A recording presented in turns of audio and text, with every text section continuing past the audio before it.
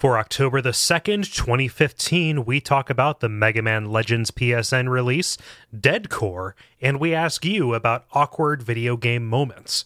Welcome to the 122nd level.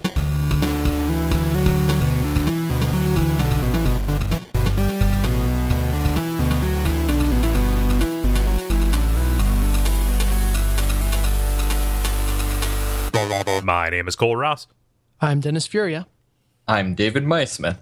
I'm Ben Merkel. And you're listening to The Level. It's a podcast for people who love video games. Thank you so much for being understanding about our lapse last week. I will take full responsibility for it. I saw fit to go to a concert instead of do a podcast. So if you are kind enough to have come back to us, then we are lucky enough to be back here for you. How was it? I feel like we need a report to make it worth the while. How were they? It was good. It's the Eagles of death metal, so it's essentially children's music for people around the age of 30 who like it, just ironically, you know, dancey songs about the devil.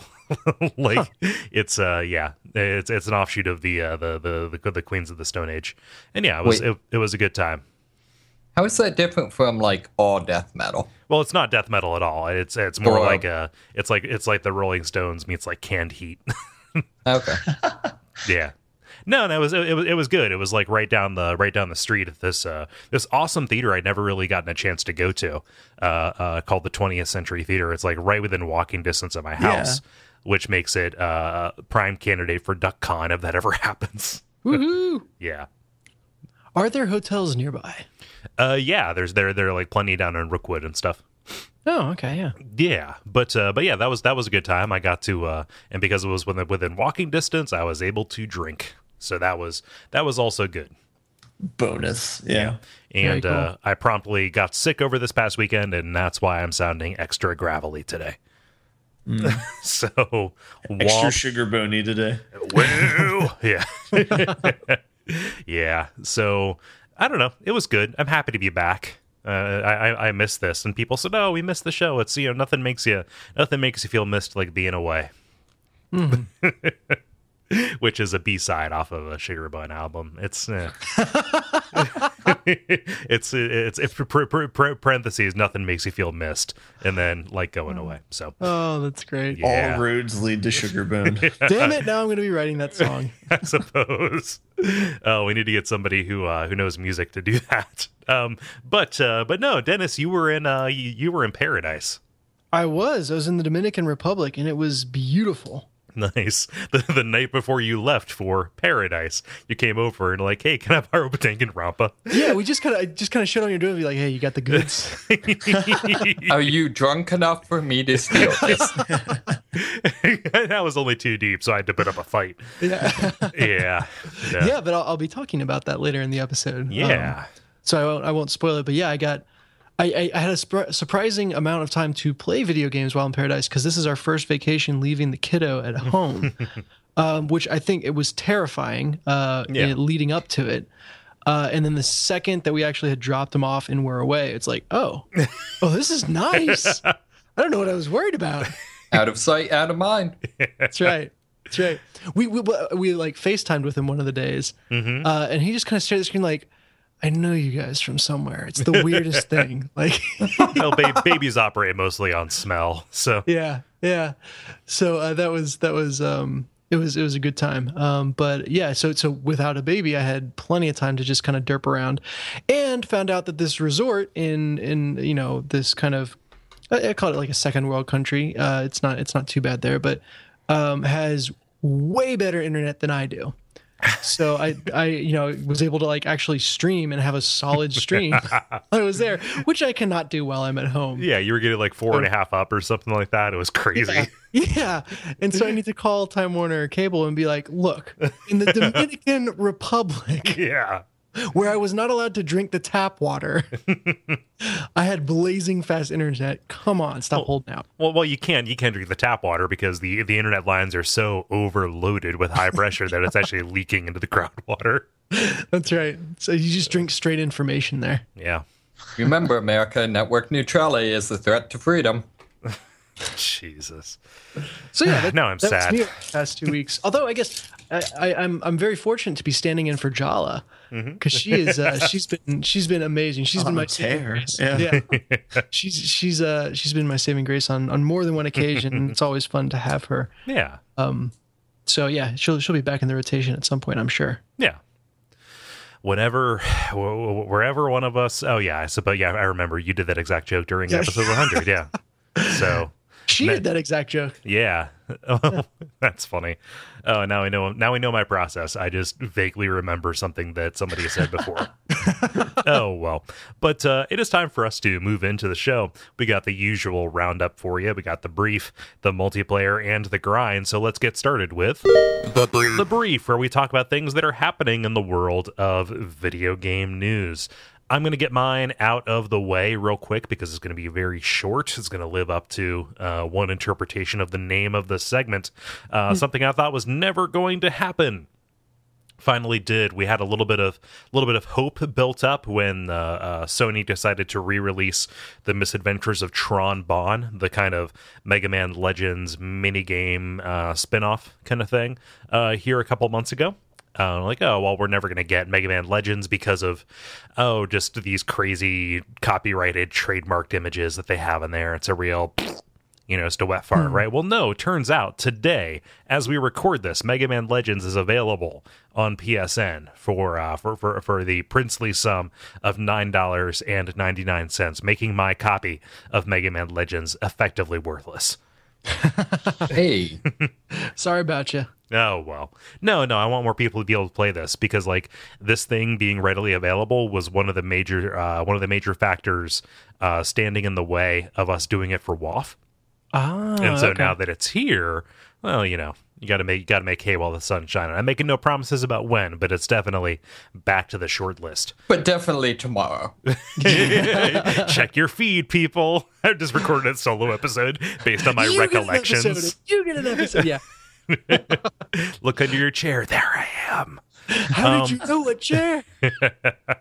But just because they're not able to avoid any kind of weirdness with this stuff, though, it's not available on the PSP because of, quote, complications, according to the release.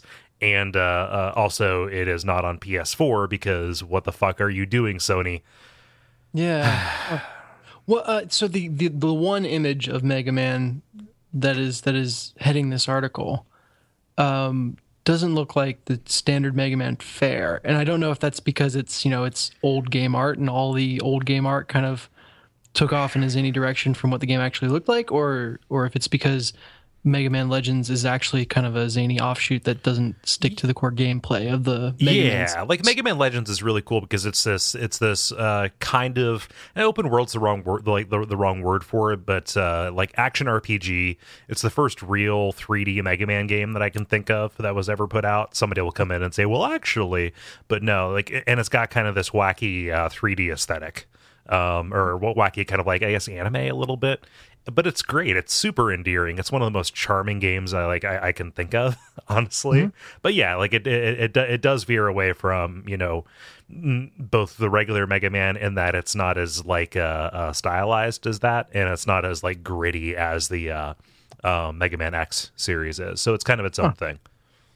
Cool. As a side note, nothing can hold a candle to the old Mega Man cover arts. Well, yeah. Although the cover art for Mega Man Legends is fucking awful. It's just a headshot. Yeah, no, it is a terrible 3D model that shows up nowhere in the game. Yeah, it is real special. I think what we're looking at in this article is any number of the nicely drawn, very charming, beautiful hand-drawn art. But no, they decided not to do that because they don't like good things, I guess. Yeah. Oh, well. So that's my story. That is downloading. I guess I paused the download so I would have good audio quality. But it'll be downloading here shortly. So Dennis, how about you? Sure. My story is about the sequel to the Stanley Parable, which is apparently going to... that would imply that the Stanley Parable actually had anything... to approach a coherent thought or a plot. So yeah, and I shouldn't necessarily describe this as a sequel. And what I was going to say is this is either, we'll see if it can follow up or, gain redemption from the first game, depending on if you are David or literally anyone else. Yeah. I like to think that each of us has like the one game that nobody else on I guess that's a little bit of a reverse dishonor because we all like the Stanley Parable, whereas, or at least Ben, you haven't played the Stanley Parable, have you? Have not played it yet. Have not. Okay, sorry. But it's a little bit my Dishonored thing where I love it, and I have no idea where all of you are coming from. No, so it's coming from, I guess, the co-creator Davey Redden, and it's under the same kind of developer label as the Stanley Parable. Not sure yet if it has any direct connections to the Stanley Parable, but it is described as where'd it go? A narrative first-person game, and that's about all they've said. Cool. Yeah. Well, I hope they're able to take it and do all the crazy, cool, 3D space stuff at the very least. I'm glad to hear that this time it'll have narrative. Come on. It is a narrative game that is no promise of narrative. Yes, it is a tempting narrative. Huh. I don't know. But anyway, I'm excited for it. Yeah, that looks cool. I'll definitely check it out, especially if it is as digestible as the Stanley Parable was. Mm-hmm. I still have to play the demo for the Stanley Parable. Oh yeah, fix that right away. It sucks because it's actually a separate thing. No, I think that it might still be it might actually still be Windows only. Oh no, really? Yeah, which makes no sense at all. No, it doesn't. Weird. Yeah, let me see here. Yes, that is the no. Actually, yep. I don't know what I'm saying here. I can't see the availability because I own the full game. So. Let's see here, David. How about you? Sure.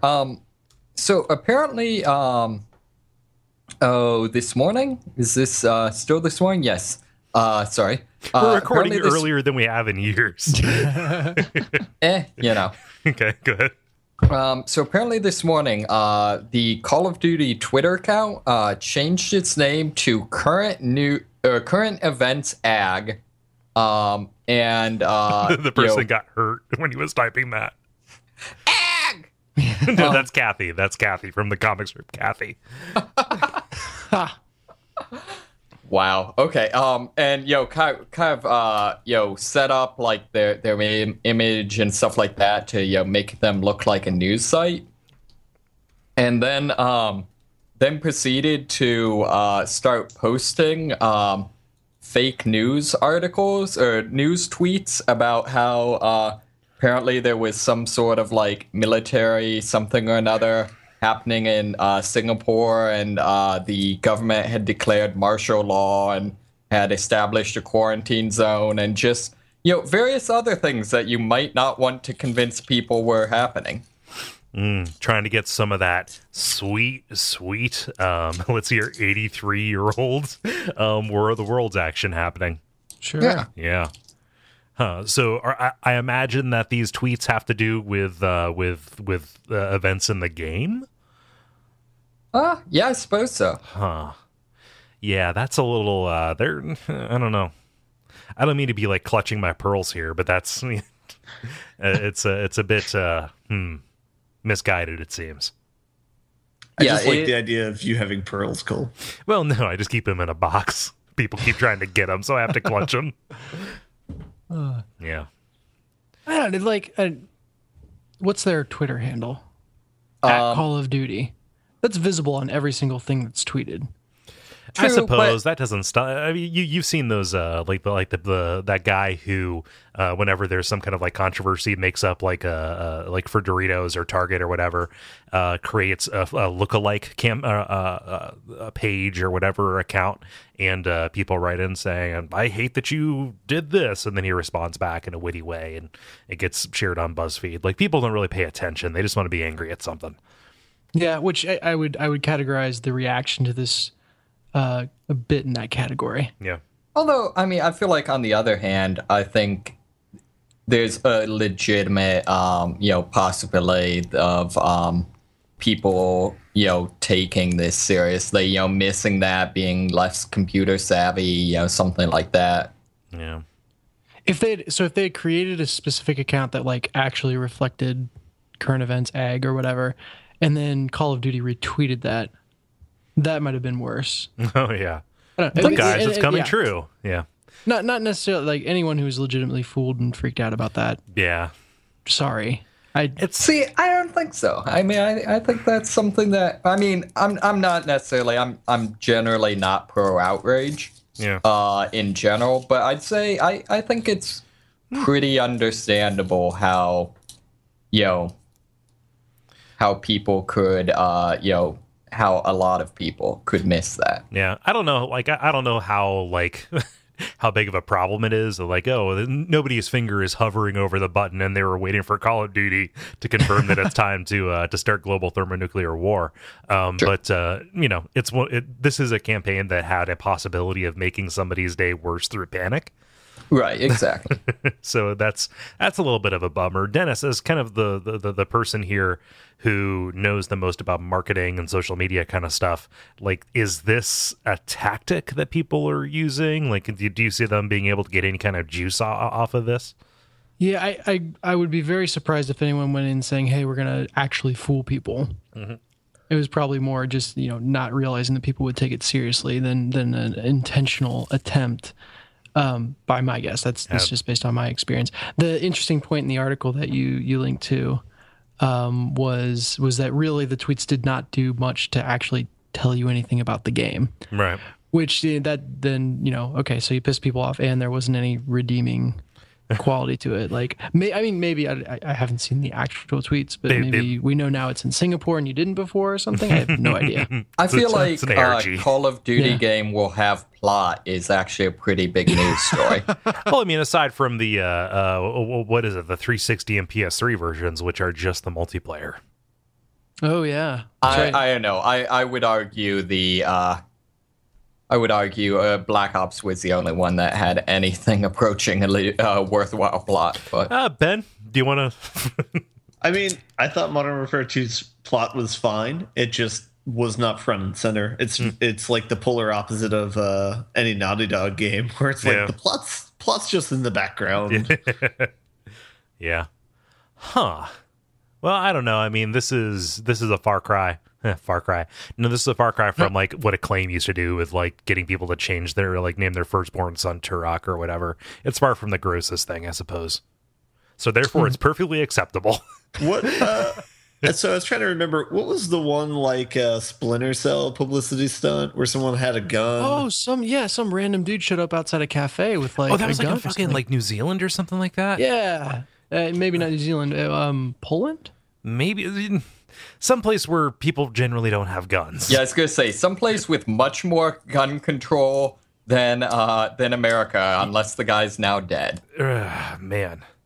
Yeah. To the archives. That one was worse. Scale of things. Yeah, that was a total failure. This one again. This one shows up to me more as misguided than like an attempt to deceive people. Oh yeah, I mean, I doubt it was a attempt to deceive people, but when has intent ever mattered to outrage? If they got somebody to run into their bunker, then I guess it's okay.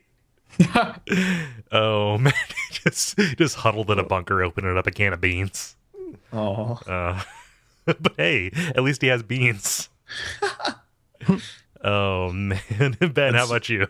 That's more than the world has in his bean mind. Yeah.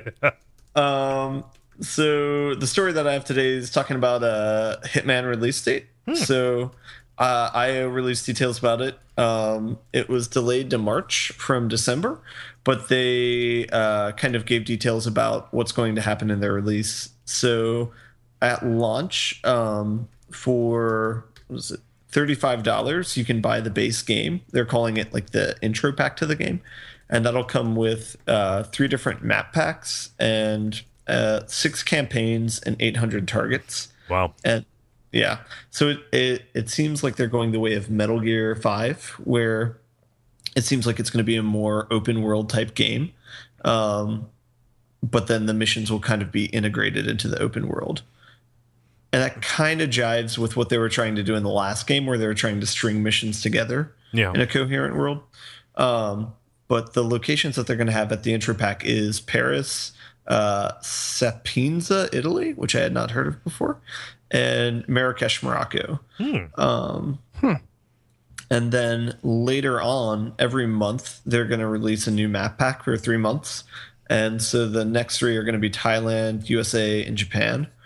And it'll add new missions and new targets to it. It's actually going to be the entirety of the USA. Yep, the entire map. They didn't want to be upstaged by True Crime, Streets of LA, and Streets of New York. So, yeah, no. I don't know. I don't know what individual city they will zone in on for that. But if you pay $60 up front, you get the intro pack and you get the expansions over the next 3 months. So you're paying the same price that you would for a normal game. It's just that the game's being delivered over 3 to 4 months. Oy. That's So here's concerning. a question. Go ahead. Yeah, I was about to ask if delaying it over 3 or 4 months, like you don't technically know if everything in a game is going to be good when you buy it. So I guess this is under the assumption that the reviewers will not have access to the full game at the launch. Yeah, they'll only have access to the intro, I imagine. Yeah, that's shitty. Yeah, I don't know. I mean, that isn't that like episodic a little bit, except it's being sold as a AAA full retail thing.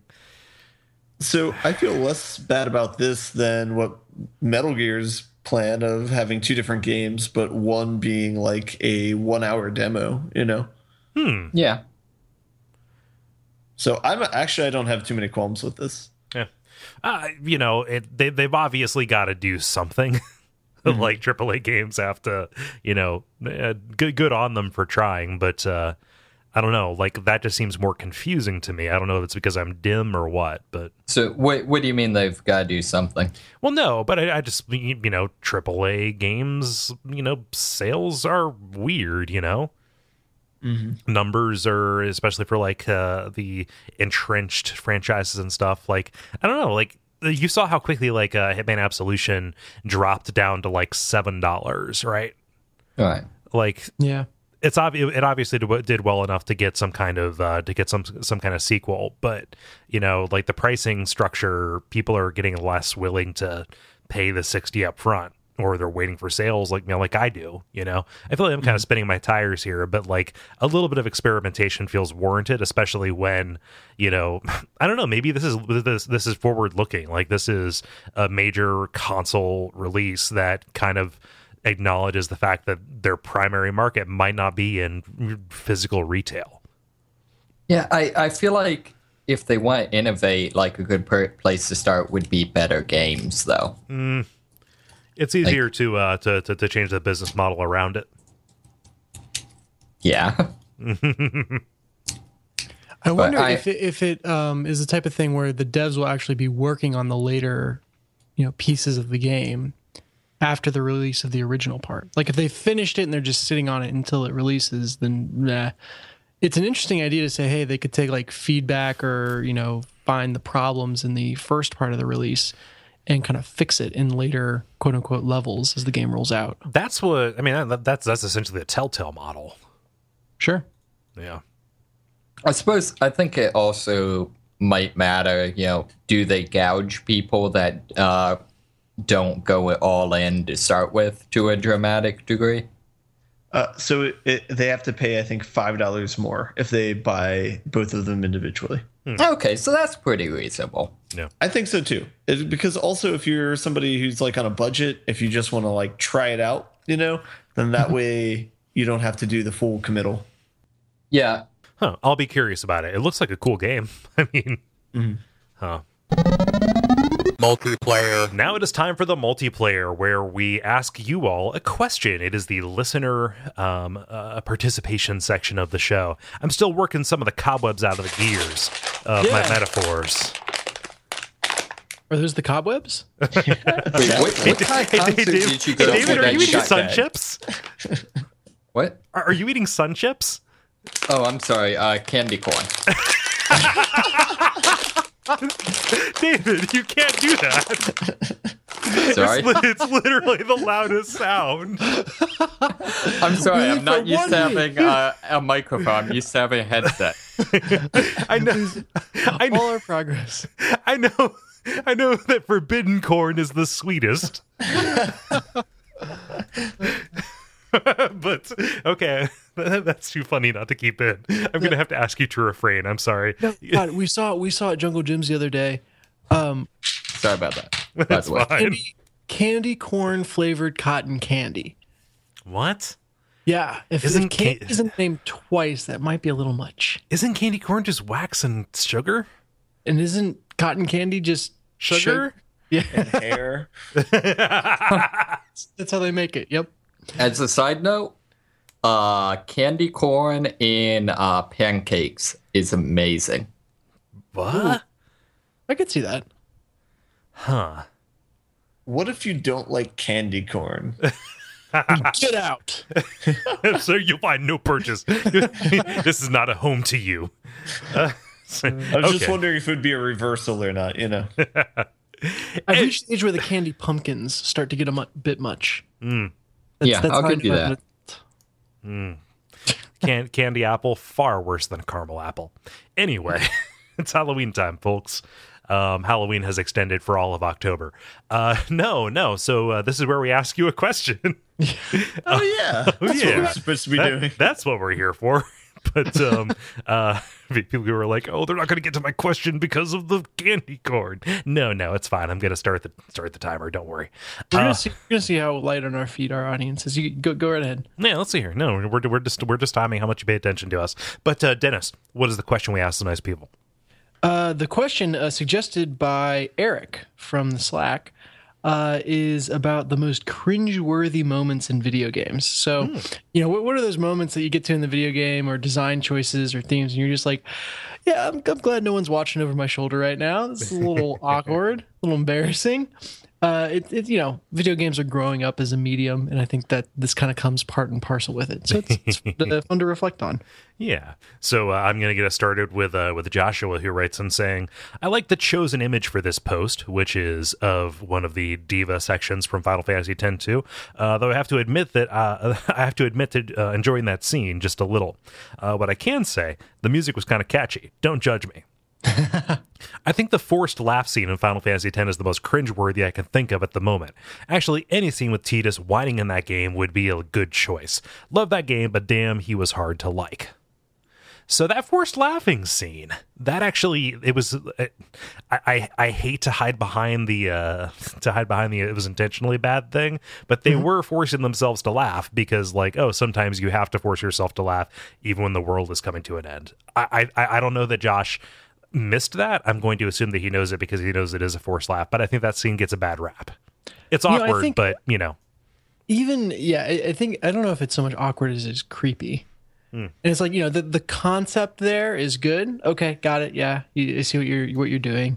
But then it's just the way it's executed is deeply, deeply dispering. It's a little bit. So is this like audio Uncanny Valley? A little bit. Yes. Yeah. Look up, just do a search for Final Fantasy X laugh. Not right now, but a little bit later on. It's a little bit like when Ray Liotta laughs. Like on the Flophouse, they had a great description. It's like what he does is he opens his mouth and holds his jaw fixed like a viper ready to strike, and then shoots laughter out through the open mouth like it's a cannon. Oh, that's good. Yeah, it's a little much. Yeah. So when I was young and naive, I didn't know Final Fantasy was the Japanese game, but that scene made a lot more sense after I realized that. Yeah. Just because of like translation awkwardness. Yeah. I need to go back and play that. I remember having a lot of fun, but that is, I think, one of the only Final Fantasies I've only played once. Yeah. So, isn't there also, I remember this coming up on Bonfire Side Chat, but like different types of laughs signify different character traits, oftentimes in Japanese games? That is, it was a fact that was sent in by a listener that I've not been able to go back and find like which episode it was. And if I knew what episode it was, I would know which email to look for around what time. That is a thing. I believe that the version of the story goes that because Demon Souls and Dark Souls, like that series is done. It's dubbed in English even over there in order to communicate the kinds of characters that they were. They needed to give them distinctive laughs that were indicative of kind of like what they are, because a creepy laugh is going to be creepy no matter what language they're laughing Sure, in. yeah. Okay, got it. I don't know if that extends to like a cultural thing. I could see it, but again, I think creepy is creepy the world around. David, what's Carlos say? Carlos says, not a game I played, but the love scenes in Ride to Hell Retribution are awful. So I watched this video with the audio off when we were doing our warm up. It is incredibly awkward 3D mannequin sex, but they are terrifying. They keep the clothes on. Yes, they are fully clothed. It is fully clothed, obviously awkwardly mo-capped reverse cowgirl. And the crazy. You should turn the audio on. You're in for a treat. I don't know if I have the fortitude to do that. The creepiest thing about it, for some reason for me, is the teeth in the models. Just like for some reason you have the uncanny ability to see their teeth at all times, and it's just no. There's a little bit of angel quiz going on here. There's a lot of good bass notes in the music being played in that. Of course, there is. Yeah. He said dismayed at the way his instrument was used. That's up there. I can't wait for that to show up on Abject Suffering. I know it's on the list a couple of times. Oh man, I love playing bad games. It's so fun. We did Daikatana as the premium episode this month. Let's see here. Ben, what does Gustavo say? Gustavo says, browsing the anime tag on Steam. Oh boy. So I have a little bit of a problem here, because Steam's algorithm is gonna put is gonna put some stuff in front of you,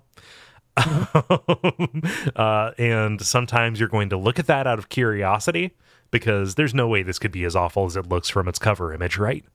Mm-hmm. How about Sakura Swim Club? Yeah, that's the one. That's as bad as it looks. Yeah. So that's the most recent one that kind of always pops up on mine. What I think is happening, or what I assumed was happening, was that because I clicked on one of those just to see how it is, that it was giving me more of them, that I was expressing interest to Steam, saying, hey, give me more of these young anime girls. But no, I guess that's not the case if you're seeing them too, unless you do the same thing I do. No, I literally just clicked on that. So Honey Pop looks especially fun. Honey Pop is, my understanding, is straight up pornographic. Yeah, so the Steam version isn't. That is also that game is also made by Gators. So okay, Gamergate people, and so yes, it is straight up pornographic. The Steam version is not, but if you get it from anywhere else, then it will be. Yeah, I think we can safely skip 90% of this. Which, granted, I'm a person who will play a visual novel. It's fine, but see, I feel like considering how much of video games are made in Japan, and the degree to which that aesthetic is kind of dominant, I feel like even having an anime tag seems kind of useless. I know, right? I feel like that label is meant to indicate a certain kind of thing, and the certain kind of thing that it indicates is more that exact idea. So it's kind of like, that Sonic Dreams collection that came out a little while. It's amazing, play it, but how that just kind of embodies what the fandom did to Sonic. It's like it's more of a game about what Sonic is now if you took the aggregate of all the internet. I feel like the anime tag is doing that for things from Japan, like these young girls in these compromising situations. This is real unseemly. I know not all of it's that, but everything. And I've gotten in trouble for talking about anime, so I'm digging my own grave right here. But yeah, I think that's the only purpose it serves, is to draw towards things like a kiss for the petals, remembering how we met. Sure. Yeah. Let's see here. Dennis, what does James say? James says, Bayonetta, the move where the sexy angels are tortured on a spiked hobby horse, cute close-up of their dirty pillows juggling. It's just wrong. Yeah, some of the torture stuff is a little like I'm a Bayonetta defender, but the BDSM kind of stuff, which fine, I'm not kink shaming. I'm full of caveats today. It's a little, I'm there for people looking sexy and cool, not to see people get humiliated or hurt. Yeah, it seems like from what I've seen of that game, the intent is exploitative. Yeah. I don't know. It's hard to, with that stuff fresh in mind, to disagree with you, even though I don't know. Yeah, there can be redeeming qualities of some, So yeah, I kind of, after having played DMC and loved it so much, I kind of feel like I want to go back to Bayonetta just because it's like the closest cousin out there right now. Mm-hmm. And so we might at some point, if I go back to it, like I'm not beyond going back to it. I just remember not kind of bouncing off it pretty hard. Yeah. When I touched it the first time. So, I might go back to it and we'll see if how it stands up to the hype. Yeah. I mean, if you get a Wii U, that'll be the way to do it. Yeah. Let's see here. I will pick up with Ollie, who writes in saying, I love Metal Gear Solid. Freaking love it. Was so excited when it came out that I read about it for months in magazines. To this day, it is one of my favorite games ever and a milestone in video game history. But man, you cannot defend the spying on Meryl scene from the air duct so that you can see her doing sit-ups in her underwear, or the recognizing her by the shape of her butt and the sway of her hips.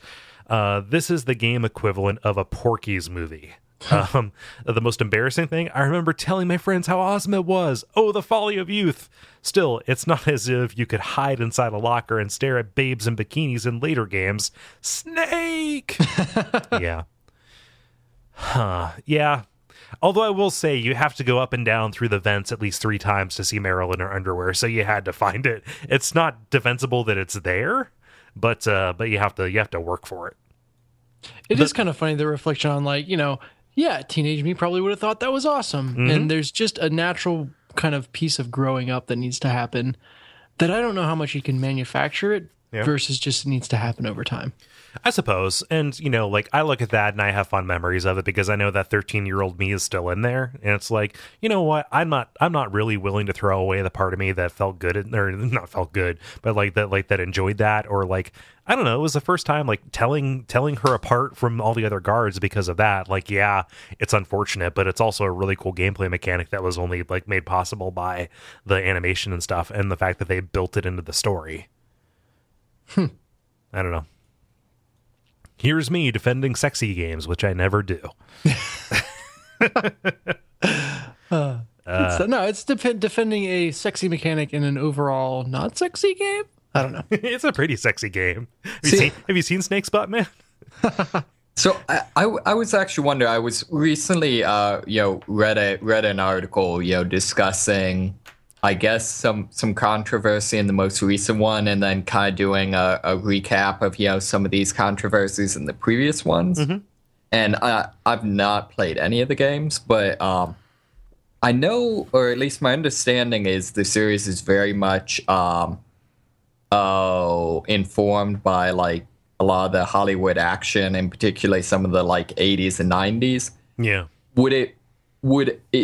Is any of kind of the random sex stuff, justified by some of that in terms of, it intentionally being references to, some of the excesses of those types of movies, or does it ever come across like that, or is it pretty much just kind of creepy? It's really hard to tell the line between those two things, between loving homage and just kind of period. And Kojima. Also Japanese culture. Yeah, or just sure. Let's abstract Japanese culture from Japanese the Japanese portrayals of sex that we see.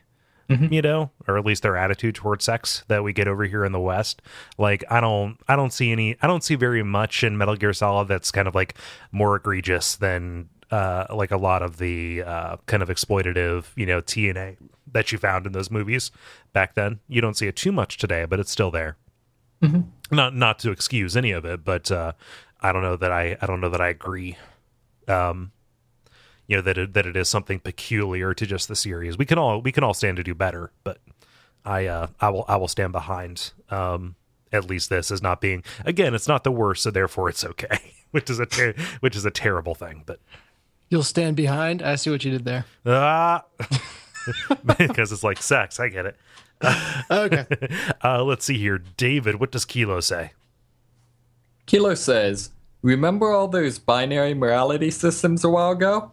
I went crazy for that shit, and now it seems so juvenile."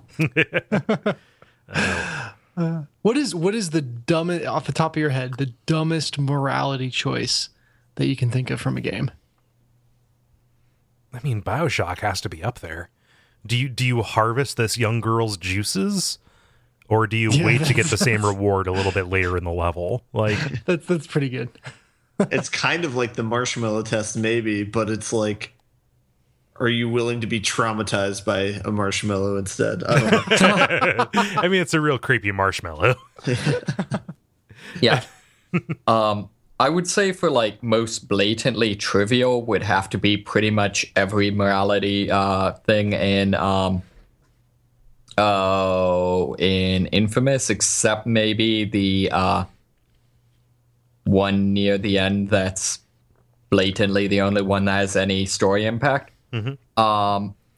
I would say for like most horrifying would, and this has come up several times, but is definitely Army of Two. Was it 30th Day? Do you let a dude rape a chick or not?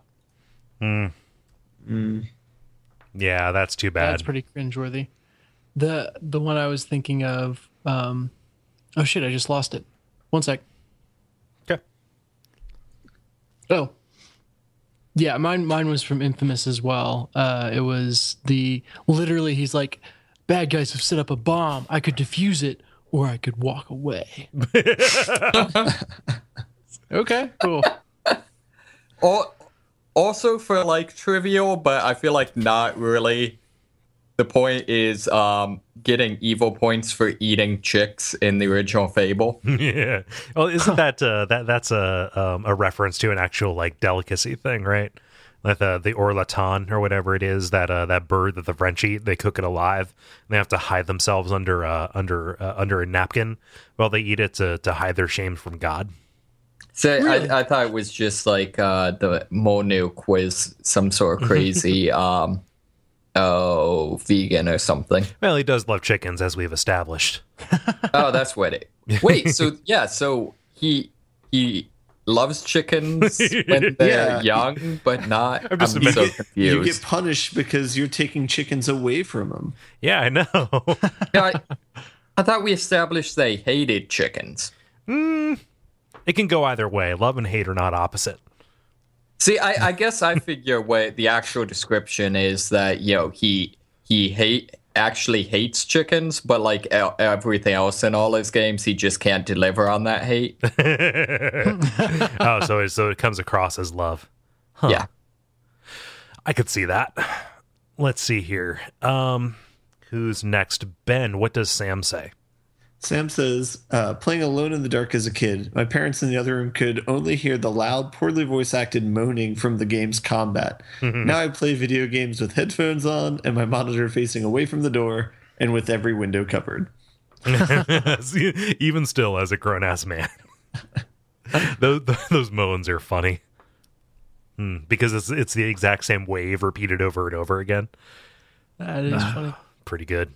Let's see here. Dennis, what does Franz say?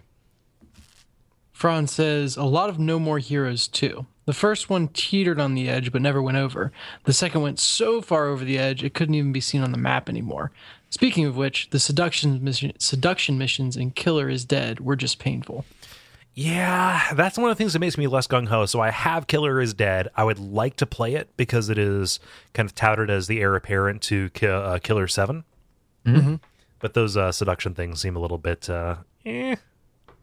I just love the your commander's opening monologue from the first mission is just amazing.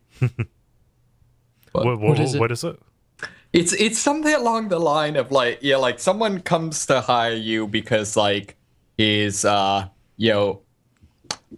neighbor is like actually some like serial killer monster or something. It just says it's monologue, it's something along the lines of like, kids start disappearing in the night at the house next door to you, and you hear all these strange noises, and you start thinking, my neighbor might be a monster.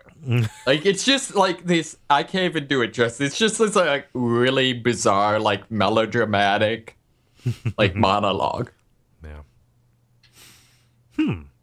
Let's see here. Let's power through these last ones. Just because we only have a little bit of time left here. Evan writes in saying, I cried at the end of every Yakuza game. They're campy as hell, but there's something about the respect for the main character the antagonist always acknowledges at the end that gets to me. See also the fist fight at the end of Metal Gear Solid 4. So this is a time when the awkwardness works for you. Has anyone on this show played a Yakuza game? I have. Okay. You played like one of the ones that was free recently, right? Yeah. I didn't get real far, but that one overall was pretty good. I guess for cringeworthy, for me and that, there are a couple of things that I think were maybe like Japanese, like references to some of Japan's problems with like sexism that I couldn't tell if they were supposed to be jokes or not. Oh, it was like the what is it, the hostess bar thing? Well, and like one of the side activities you can do, which is kind of what the game is famous for, is just being like kind of a much more gamey Shenmue from the sounds of it, almost in terms of just, you can do stuff. So like one of them is a batting cage. Mm-hmm. Oh man, those are great. Each of them have like some NPCs out front that are kind of talking about it. That's how they introduce, here's the thing you can do. And like for the batting cage, there's a woman who comments that she likes to go there to blow off steam when her boss gets a little too grabby. It's like I could maybe. It's a weird joke if it's a joke. Yeah. Man, the Japanese don't come out of this episode looking very good at all, do they? Huh. Sorry, Japan. Send your hate mail to... No, they're already sending it. Don't worry. I'm getting it. It's fine. Let's see here. Someone posted in the Slack as a potential question, like, what's the funniest piece of hate mail that you've gotten? And I was like, either Kole is, like my first thought was, oh man, I would love to be big enough to get hate mail. Mm-hmm. And then I was like, I wonder how good a job Kole does from shielding us from all that. I tend to pass good things along. Most of the good things about this show are posted in public, so it's out there and you see it. All the things that come directly to me about how terrible we are, that's not your guys' problem. So let it die. I just imagine you getting a bunch of hate mail, opening it and reading it, having a single tear go down your eye, and saying, "I won't tell the guys." I'll carry this with me forever. It's like the end of Miracle on 34th Street, except they bring in a bag and they open it up and it's just like a bunch of bats come flying out. Oh no, we got another bat. Bat bag. Have there been any that have been just particularly funny or like off the wall? Not for this show. There was a pretty fun one about somebody who, you know what? I'm not going to go into details. I don't know if they're going to be listening, and I don't want to give their point any credit. So, at least tell us this: have you gotten any death threats yet? No death threats, thankfully. All right. Yeah, I mean that would go. Send your death threats to Kole. Jesus, no! If you send me a death threat, I'm gonna like send it to the police. Come on. Seriously, don't. I really don't want that to happen. Let's see here. Let's get through as many of these as we can. Wait, hold on. What if I send you a death threat, Kole, but if it's just like one day everyone's gonna die? Signed Ben Merkel. Signed Ben Merkel, care of fate. And Kole has his next postcard. Can you like draw that on a Wacom tablet for me? Did you just say a Wacom tablet? Yeah. That's the name of those tablets that a bunch of artists use. Wacom or Wacom. Stands for the computer. Yeah. Sure. World computer. Whack 'em. Let's see here. David, what does David say? David says, anytime a video game tries to do sexy. Story is fine and romance is fine, but sexy is always done terribly. It's either laugh-worthy or horribly offensive. Yeah, see also the Ride to Hell Retribution one. And I'm going to take us into Amanda Cameron's. She writes in with what was going to be my answer, but she sums it up pretty well too. The Simon sex scene in Indigo Prophecy, which was already gross and weird, but made worse by the fact that someone I was living with, but was essentially a subletter, walked in while said scene was happening. Yeah, Ouch. That's bad. That is real bad. That was going to be my answer because like that's not just a like sex, which whatever, but like very poorly animated sex that was obviously trying to be like cinematic high art. Yeah, Just like Ride to Hell Retribution. I know, right? Well, we're not, we can't be under any illusions. That brewery was owned by a rival gang, and we're in for a fight. At least that's what the dialogue told me. And let's see here. Ben, let's round out with Chris Shelley. Chris says the Penumbra and Amnesia games have that neat mouse control scheme that adds to the realism. Have to push and pull to open and close stuff. This isn't the fault of the game, but I usually get stuck humping a door and getting eaten by a monster because I'm panicking like a baby. Yeah, and that system carries over into Soma. Oh, does it? Yeah, it's funny. I love going through those drawers and stuff. It's great. It's a good idea. Yeah, but it does lead to those moments where, because it is a digital abstraction, it looks like you're trying to escape from the Triangle Shirtwaist Factory. Let's see here. So yeah, I've already said mine, that horrible Indigo Prophecy scene. So Dennis, how about you? Yeah, mine actually came from God Hand. Oh, Which, yeah, it's mostly mitigated by the fact that the game is supposed to be over the top and slapstick and whatever, but you can kind of do a special grab on every enemy type. Mm-hmm. And it's like, and then you mash the button to deal a lot of damage. Well, the one for a particular female character is you bend her over your knee and spank her. Mm-hmm. And then eventually the final one, you just like rocket her to the other side of the room. Which again, it's, it's all done very slapstick and as lighthearted as something like that can be. But every time my wife walked through the room, I seemed to get into that situation. Yeah. And it's like just the worst timing. And so she, like, the third time I had it, she's like, how much time in this game do you spend spanking people? I was like, probably about 30 to 40%. It's not just a particular female enemy, it's any enemy that is tagged as female in the game, including bosses. Oh, really? Yeah. Okay, yeah. So that was entertaining. Mm-hmm. Just for the sheer hilarity of like the timing. It was like summoning her to the room whenever that was going to happen. Yeah. Just looking around, unpausing the game, pressing circle, and then like, hey honey, did you want some leftover? What? Yeah.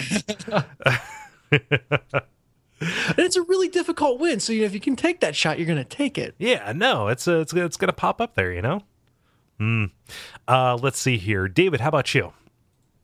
I don't know. This is kind of tough. I generally have no shame, but you sounded pretty uncomfortable about that Army of Two thing. Yeah, I would say. Well, I would say the tough thing for me is like I can't think of like that many of situations where it's like actually been awkward or something. Like so I would have to say like pretty much all of God of War, probably Army of Two's pretty bad. God of War. I think it's Ascension. You just stirred a memory. The PSP one. Yeah, sure. No, is this whatever the one that was on PlayStation Plus? It's whatever the newest one for. Yeah, like it was Ascension. That was the PSP one that was remade in the HD collection. Yeah. Okay, yeah. So the guy is like fighting all these monsters and has them harassing him, the like boss creature. And he goes through door and suddenly he's in a harem full of topless women who want to have an orgy with him. And the thing that tips him off that it's an illusion is not any of that, but it's the fact that one of them is wearing a ring that one of the monsters was wearing. That was the tip off. This sounds like a Jason Statham movie. Yeah, basically. Oh, I got sorry. I'd repressed that. That's also the puzzle. The puzzle where you like go and there's a pit that you can't jump out of. You go and solve this like really intricate puzzle, and then the way that affects you being able to get out is you walk out and randomly just a piece of earth like earthquakes up, and you can now get out. Completely unrelated to the puzzle. Yeah, don't play that game. But yeah, I can see God of War being pretty awkward because it's mostly a bunch of melodramatic screaming into the camera. Yeah, and just I don't know. It's just so crazy immature. Yeah. Video games need to figure out sex stuff, man. We need to like to purge ourselves. We need to go through and list games that like do sex well. I'm trying to think like I'm not sure I can think of I will say any. that, I mean, obvious. I could say like Harvest Moon. Like raise a family, where women are scorecards. Or true. Oh. Yeah.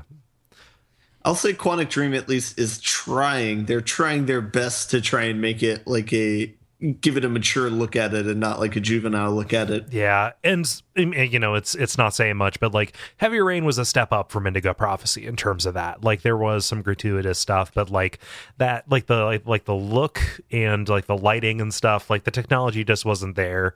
And it's worth trying because that's a huge part of human experience that you generally want to have you generally want to have reflected in art.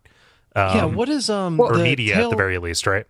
Tale of Tales, I think, has done a couple games. I want to say it's Tale of Tales. What the people who did like The Passage Luxurious Superbia was their game. They kind of took a very abstracted artistic view to it. Well, I do feel like I don't know. I feel like one of the things that like maybe society needs to figure out or something is like how you handle like presumably there is a place for like just straight sexiness or appreciation, beauty, stuff like that, being a thing. And kind of how like where the line for that is, or what makes something or another, Yeah, I don't think anybody is saying like let's outlaw the female and male form. I'm not saying that anyone That's is. what I was saying. I'm just more saying it seems like I tend to be maybe a little bit more willing to overlook some of that sort of stuff when video games screw it up, just because it seems like something that is so nuanced and poorly defined. Yeah. I mean, what was it? Like a little while ago, we were talking about like, like sex in games is weird, but it is a way to get to know a character better. Like the romance plot lines and stuff. Like, it's interesting. Like I feel like video games even still are trying to do surgery with a mallet, right? Yeah. And they'll figure it out. But there's like good stuff. Like if you play Passage by Jason Rohrer, like that's less about sex, but it's more about like, over the course of somebody's life, what does, partnering up with somebody, cost you and gain you, Mm-hmm. Yeah. But that isn't as explicit. There's a really cool interview with Quentin Tarantino where he was talking about what it would be like if in Forrest Gump they showed the sex scene between Forrest Gump and Jenny at the end of the movie, like how revealing that would be of his character. And I thought that was an interesting thought. Yeah. I mean, if they, if they had just not pulled any punch in that movie. Ben, how about you? Most awkward moment in a game? So despite what I said about Quantic Dream, there's some really weird moments in what's their third game? Beyond Two Souls. Yeah. Not even necessarily having to do with sex, but just like whether you film people beating up a homeless person or not. It's like, well, that's a weird thing to put in a game. That's a strange decision. And it's like, it doesn't matter if, they intended that to be the joke option that nobody would ever take, because God, why would you? Somebody still had to think about that and put it in an acceptable space and then model it and write it out. And someone spent time designing that. Yeah. I do feel like, though, that is, I think, a lot of the genesis of a lot of the more horrifying more choices and stuff like that is the what can we do to have the person be a hero? Oh, well, he can prevent this awful thing. But and then not quite deciding until it's too late in the development process and realizing, wait, that means the other moral choice is they let people do this horrible thing. Well, no, if the moral choice is not to do a horrible thing, this was a while ago, but I'll tell the story as though it happened this morning. I was driving to work and I saw some coworkers from our admin team, and it was kind of early in the morning. They were walking down the sidewalk away from the building. I asked to go get some coffee or whatever, and I thought, you know what? I could be right next to that. I could just as I'm passing them, I can just pull over and lay on the horn and just really freak them out, right? And it's you know what? Nope, I'm not going to do that. And I'll be damned if up until the point that I pulled into the parking lot and got out of the car, I didn't feel like I was just the most just the most holy person on earth. I felt like I had done such an amazing thing by not mildly inconveniencing and startling these these coworkers of mine who I hold in really high esteem. I would never want to do anything bad to them, but I felt good about not doing that bad thing. That's what a lot of the Louis C.K. bit about thinking about allowing someone in the military to upgrade to first class in your place and feeling really good for having those thoughts even if you don't actually do it. Yeah. No. Beyond Two Souls, especially the Native American chapter. It's weird. Yeah. It's just real weird. Did that HD remake come out? Don't know. Oh well. That bird I was thinking of before was the ortolan, not the orlaton. I transposed the two syllables, and for that I am deeply sorry. We'll decide your penance later. Yes, we'll add that to the tab. We're gonna boil you alive in brandy. What did I ever do to brandy? Let's see here. Thank you so much, everybody, for writing in. We really appreciate it. Check out the Facebook page at facebook.com/thelevelpodcast on Tuesdays for when Dennis usually puts those out so kindly. And can I cover real quick the sub multiplayer that went on real? Sure, I guess. Just as the topic of candy corn came up, I don't know if candy corn will actually make it in the episode. I forget if that was on air or in the between. No, I'm going to leave it in because it was really funny. Yeah. So I posted a quick survey about how people feel about cotton candy, and people came out in force. Is cotton candy controversial? Or sorry, candy corn. Candy corn. Candy. I was going to say, geez. Yeah. Excuse me. I entered it correctly. So this is legitimately on candy corn. And yeah, it's I don't know how controversial it is, but not held in very good regard. So of the options of love it, meh, and hate it, 7 chose hate it, 7 chose meh, and only 1 standing at the top of the pile chose love it. David. No, I abstained from the vote, by which I mean Facebook doesn't work well enough for me to probably see it anyways. Well, okay, so I'll give you a chance to defend yourself. You're obviously opting to eat candy corn. What draws you to it? I like candy corn. Is it the texture? Is it the sweetness? Those are the 2 things I can think of about candy. The shape. I think some of the shape, I know, I just liked I don't know, I think as a kid, it maybe the fact that oh, it's corn but it's candy, was real little. Okay. I like the honey flavoring, not that many candies and stuff like that really do the honey type of sweetness as opposed to just straight sugar type of taste. particularly also because like I generally don't like pastries and stuff like that, which are usually where you have like a honey sort of flavor. Mm-hmm. And I do kind of like the texture. Okay. So. No, I'm down. Like I like execrable candy too. Like I love a candy cigarette. And I also like conversation hearts. Like I like sweet chalk.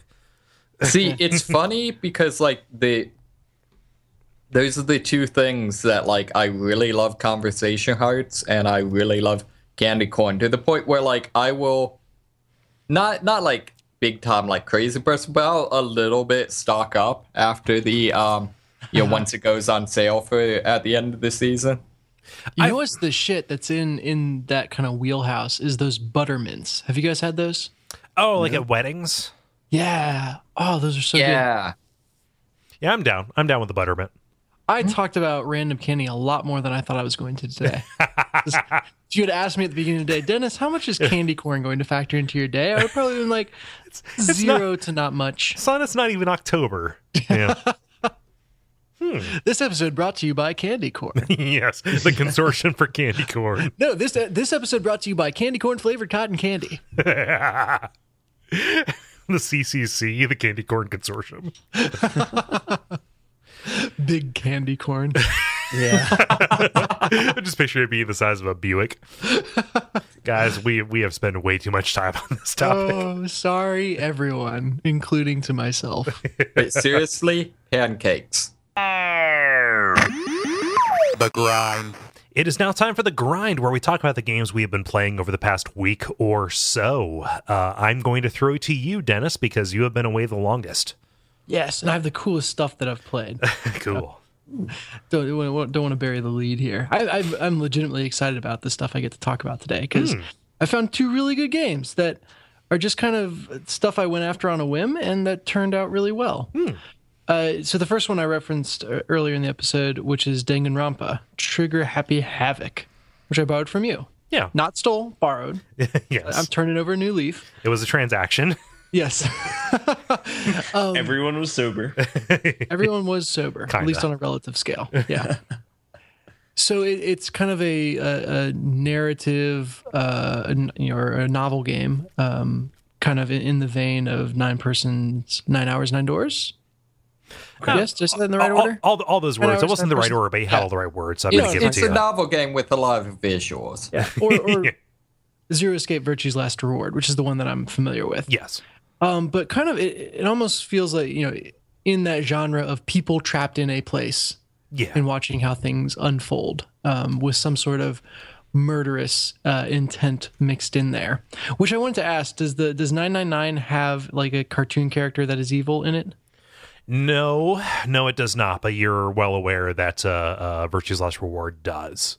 Yes. So Wait, do you mean literally a cartoon character that's evil or a character that's cartoonishly evil? So Danganronpa has Monokuma, who is a black and white mechanical bear, whereas Virtue's Last Reward has 03, who is a kind of like Picture Saw's ventriloquist dummy, except it's a rabbit that is done up like it's like a cartoon version of a porcelain Chinese rabbit doll.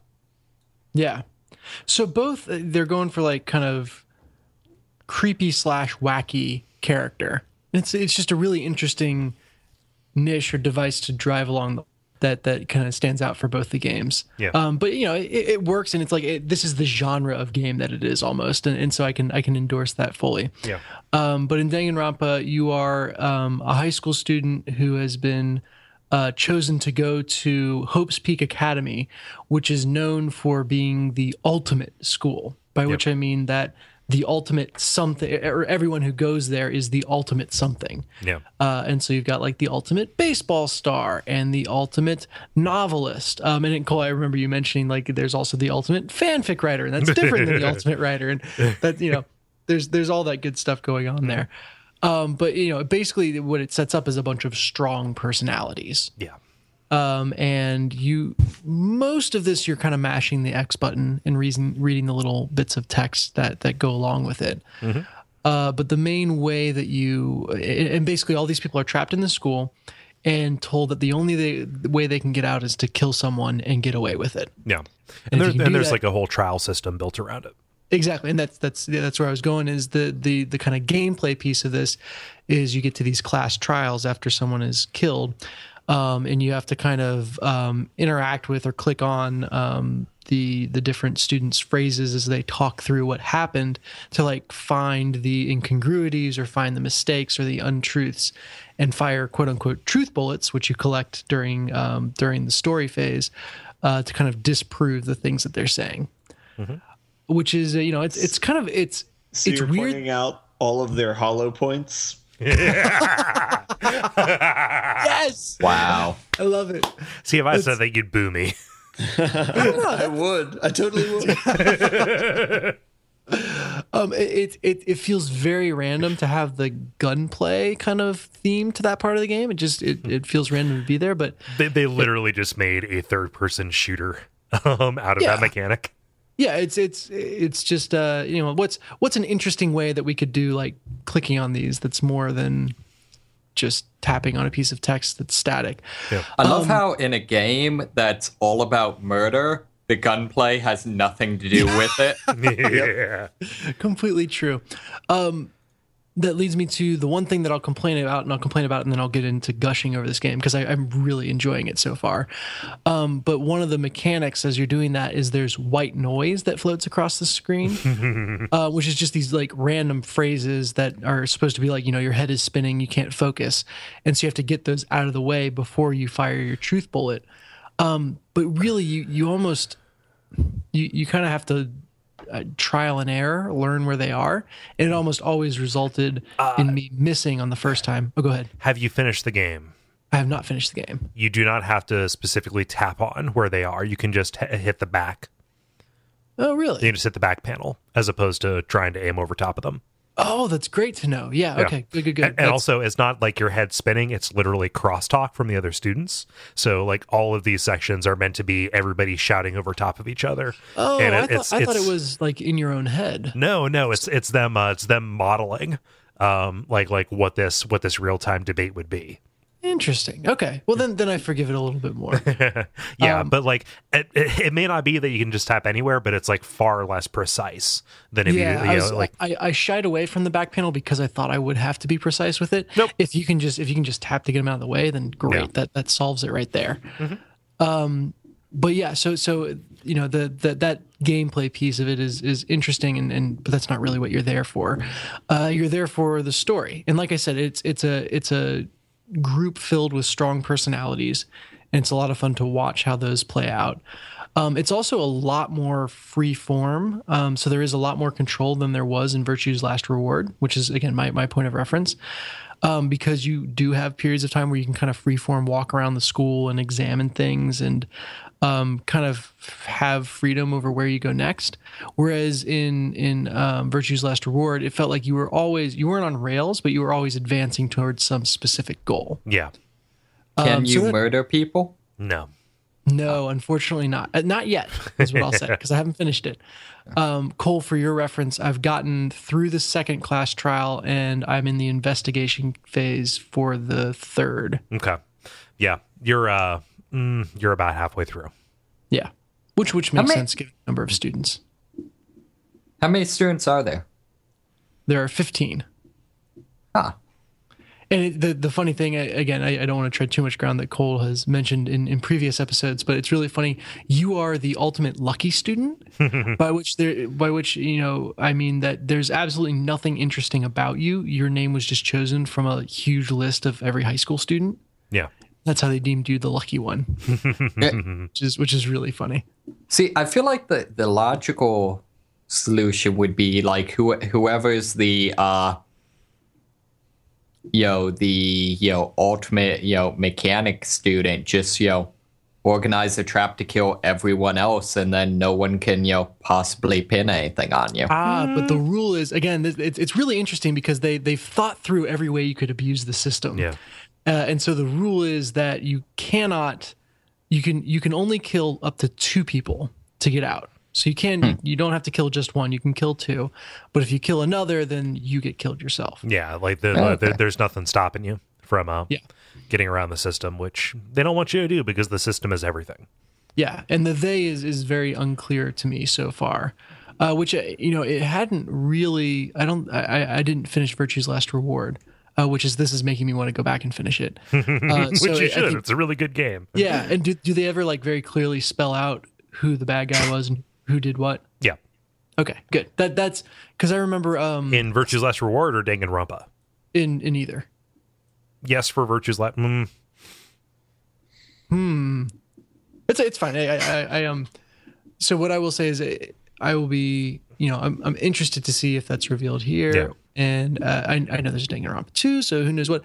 They do a very, very, very good job at kind of giving you just little hints of, hey, there's something a lot more complicated than what you realize going on behind the scenes. Yeah.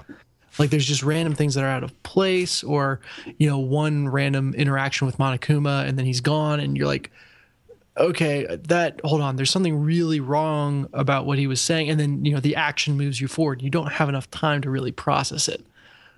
They do that really well. Or like in the latest piece I played, the group had kind of split up, and you're kind of running back and forth between the groups. So you're trying to like keep two timelines straight in your head at once, and then but at the same time all these different things are happening. They do an incredibly good job of setting these mysteries up. I love that trial. That one's so good. Oh yeah. And I think that's of the two murder trials that I've kind of gotten through, I've been very impressed at how they write the mysteries, because it's not like they were withholding something completely from you that you could have never figured out in advance. Like, as I reflected on, okay, here's who actually did it, and I kind of realized that in the process each time, it was like, okay, there's one thing that person said that was out of place. Mm-hmm. And I kind of just discounted it at the time because I don't know why. But now I can see that there is that level of intention behind everything, where that, if I had been paying enough attention, maybe I couldn't have exactly pinned it on, the person that ultimately did it. Yeah. But I could have had, I could have pieced it together to some extent that so and so was, not on the up and up or something like that. It speaks to how well they define the characters, that they can get you to dismiss direct clues as quirk. Yeah, that's exactly it. And the characters are very strong. There are so the other kind of gamey mechanic is after you can choose who you spend time with, and then you can give them a present to make your relationship with them better. It's a little dating simmy. No. Yeah, exactly. And so there's kind of a game of trying to figure out who would like what present. So there's kind of that piece is a lot of fun of kind of toying around with, okay, I learned this, they mentioned this, so I bet they would like that item or what have you. Mm-hmm. And I forget where I was going with that. It's just a fun little mini game. Yeah. I've messed it up on a couple of occasions where I gave them something and they kind of didn't like it. I'm not going to like go back and reload my save for fear of that totally screwing up. I'm sure there's a min-maxing version where like if you max out everyone's relationship before they get killed, I don't know, you get a trophy or something. The trick there is that you never really know when somebody's going to die. Sure, yeah. So like you don't want to miss a chance with somebody who you really wanted to learn more from, because again, like that is something the story has decided before you even get in there. So it does feel like, there are certain people that you just have not as many chances to like get an opportunity to know. Well, I almost think that I'm starting to like realize that and game that a little bit, because it's like the people who have the super obvious like likes and dislikes, mm-hmm. I'm like, oh, maybe I should pay attention to them because they might not be around for so much longer. Because like it's the people who have gone so far. Well, I don't want to spoil anything. In my interpretation of it, have had very obvious likes and dislikes. Yeah. Whereas some of the other characters are much more mysterious or hard to kind of figure out or pin down. That first death is a gut punch, right? It is, yeah. No, absolutely. But again, in retrospect, as I kind of walked back through everything in my mind, it's like, you know what? That was kind of weird that they were acting that way. Yeah. That really was not explained satisfactorily. Mm-hmm. And it's like, I kind of maybe dismissed it as video games at the time, but you can't do that with this game. Like, it is really, really well written. Yeah. See, like I'm upset because I like Dangan Ronpa too. Like it has its problems, especially compared to, I think the first one is definitely the strongest in there, but it's like, oh, I bought it digitally, so I can't loan it to you. So you're going to have to buy it. Yeah. If you want to. And that's it's probably like what, $10, $20? It'll be like closer to like 30. Oh, that's it, if it's close to the level of this one, even. Yeah. It'll be a good purchase. Again, that assumes that I keep my Steam and I go through this, which I need to do because I'm really enjoying it. Yeah, I'm happy you like it. Like, I hate it when I make a recommendation and it falls flat. Like, I've done that to other people and it's been like, well, I'm sorry, I made you waste your time, but. Yeah, no, I think this has been a very enjoyable experience, and I'll continue with it. Yeah, you're like if you've gotten this far, you're definitely like going to get over the hump with it. Like, I'm invested. Yeah. Although I was invested in Virtue's Last Reward, it was just a weird like memory card switching thing that got it off my plate. So that was more a function of hardware crap than anything else. Wasn't anything with the game. Yeah. But yeah, so that's Danganronpa. And then the other thing I've been playing is a game called DeadCore. Yeah, I've seen you posting about this. Okay. Oh my gosh, so good. So this is, I don't even know how recently it was out. So I don't know if it's particularly new or it was particularly notable. I went through a very brief phase where I was convinced that like the gun ballet, like platforming centric speedrunny first person shooter was going to be like the next big thing. And I just added a bunch of those types of games, and by which a bunch of those I mean 2 of those to my wish list. DeadCore was one of them, and literally I was just searching for like speedrun or something on Steam. Yeah. And it popped up on sale for like $2, so I couldn't not. And man, I'm glad I jumped on this. Like it is just what I described. So it's a first person shooter that's very focused on platforming, to the point that your gun is called a switch gun, and its only utility is to turn on and off switches from a distance. So it's got some other utility that later works on, with real guns, but only once. Yeah. And only off. Yeah. Yeah, exactly. So, but the setting is really striking. So you are climbing a tower. You're always trying to move up. But the tower, like a tower doesn't do it justice. It's this, think of it like a tower like exploded into one of those diagrams where like every little piece of it is kind of pulled apart and floating in midair. That's what this looks like. And it's just kind of floating in this cloudy middle of nowhere air. Like you start, it's floating. All these different pieces are floating and just kind of vaguely near each other. So it's not really a cohesive structure so much as it is like all these objects and platforms kind of in orbit. I mean, it looks like the challenge maps from Mirror's Edge a little bit, except with more like atmosphere. Exactly. Yeah. And it feels really cool because from the beginning of the game, you're essentially like jumping over the vast void below you. And it feels really cool to go to that first like section of the game where you feel really angsty every time you make a jump, to watching your skills progress to where you're in the later levels and you're just like flying through all these like gravity inversions and turning on a switch midair and then immediately dashing to another platform without even thinking about it. Mm-hmm. So the ramp of increasing your skills feels really good.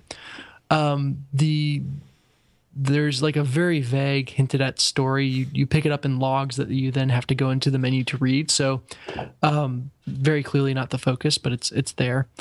The music is another thing that I like. So it's like the perfect speedrunning music, I guess.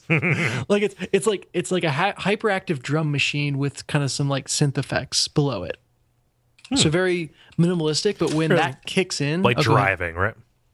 Yeah, like driving, and it starts out kind of ambient, and then the drums will get more and more into it. And when that kicks in right as you're like doing something really cool really fast, it just feels great. Is it responsive, or is it is that just coincidence? I can't tell. It's happened often enough that I would guess that it is, but you can also unlock the tracks to like listen to, which makes me think that they're fixed. So I think it's that the natural, the music has that natural ramp to it, and then you're just doing cool shit often enough in the game that it kicks in at the right moment. So yeah, it's kind of very platforming focused. You've got a double jump, you've got a dash, and then you can kind of rocket jump eventually. So you unlock skills, but you can like charge a shot and then fire it into a wall to kind of boost yourself up. And that's it's just a really, really solid mechanical experience throughout. And I've enjoyed it a lot. I've finished the main game once.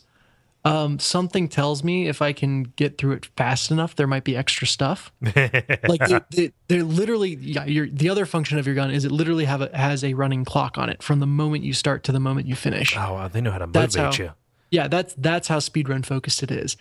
And so you're watching that clock tick up the entire time. And I kind of wonder if I finish the game fast enough, if there won't be extra stuff available at the end. And this has to be designed like bespoke courses, right? This isn't randomly generated at all. No, it's completely bespoke. Okay. And it is very well designed. From the perspective of, my first time through it, I was very much just trying to survive, trying to figure out the puzzle. And it was all, it was very challenging throughout. Then I went back to kind of pick up the collectibles because then they, in addition to the main game, they have discrete speedrun obstacle courses that you can unlock. And so I went through and unlocked all those and kind of just looked up a video that showed where the pickups were and then kind of warped to the nearest checkpoint and went and got it. And my ability to get through the level so much faster and more gracefully that second time through was night and day. Nice. So it was just, the game is all about just feeling better, feeling good about how much your skills are progressing. And it does that really well. So how was it to stream? Like, did people respond to it? That's how I found out that my internet quality was really shitty at home, Cincinnati. So yeah, I mean, people said it was fun to watch, if provided that my stream was good. Yeah, and I've got one like a first person thing refreshes a lot more keyframes than that. Yeah, yeah. So I think that is what is holding me back. I've gone as far as to like check my competitors. Time Warner has the best internet available. And then it's like the level I'm at right now, I have 15 down and 1 up.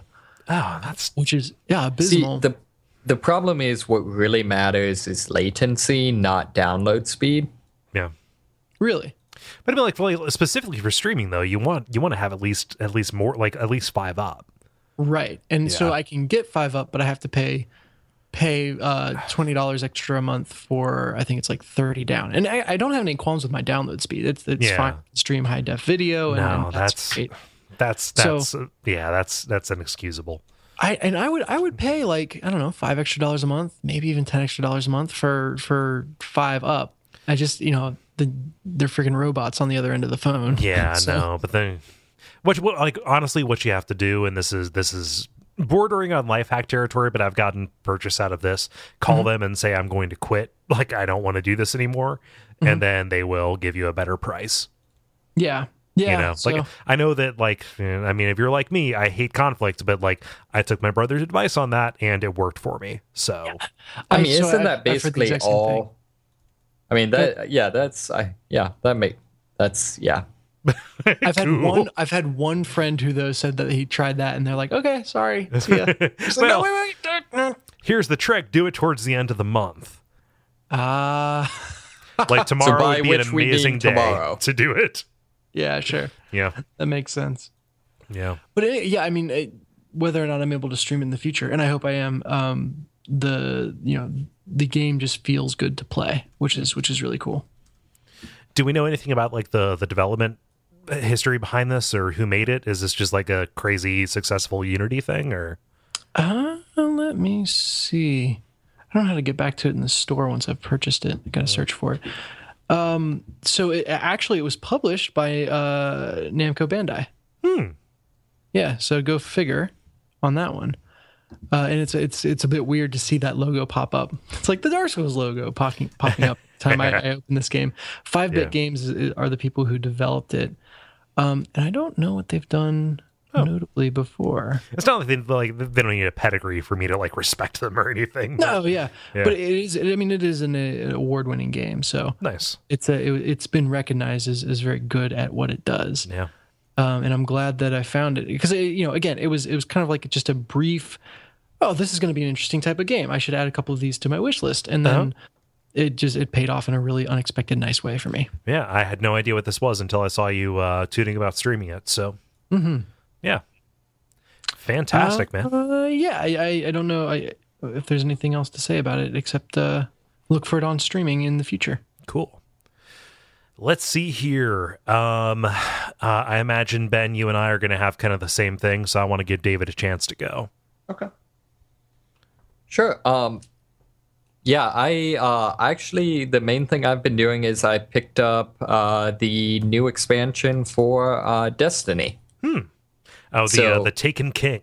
Yes, yes. Although it came with both of their previous downloadable content, so I completely forget what they're called.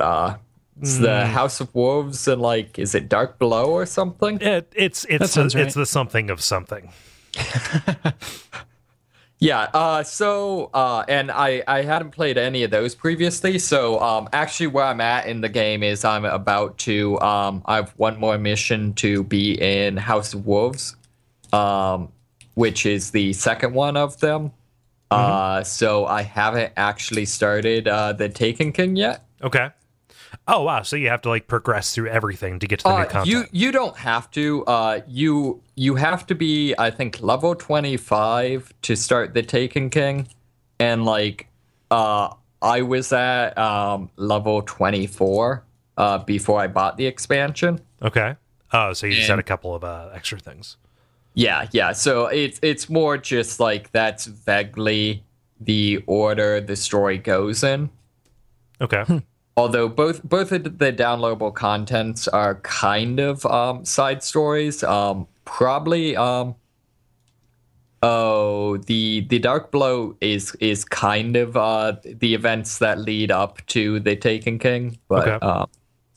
So it summons Nathan Fillion. Yes. So basically that one is